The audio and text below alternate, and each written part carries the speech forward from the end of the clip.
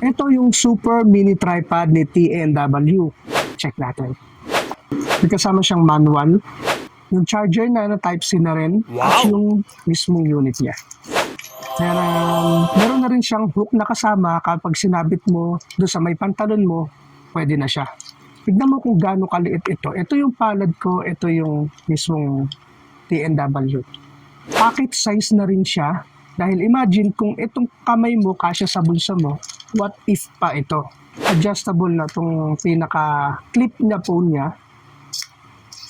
Tapos malaki na rin yung mismong thumb niya para doon sa mga bulky yung phone case. So ito yung mismong shutter niya. Ang kinaibahan nito, automatic siya na mag-zoom in and zoom out. Tapos ito na yung pinaka-shutter niya. Natatanggal siya. Pwede mo rin siyang ikabit dito. Plastic or aluminum ata siya. So ito, ipupush mo lang siya. Bubukas na. Yan. So sturdy na rin siya kasi 4 na yung pinakapaan niya. So ganito lang siya.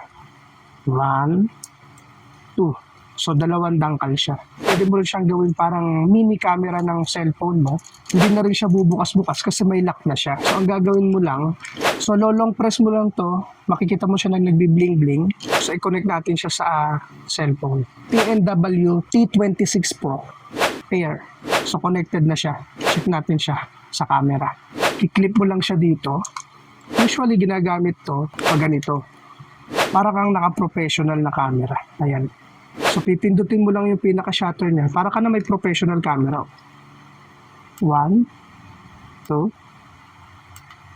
O diba? Pwede rin tong paganyan. Pagka gusto mong mag-picture ng patayo. Pak. So kung gusto nyo ng very handy, pasok sa budget na mini tripod, i-try nyo tong TNW.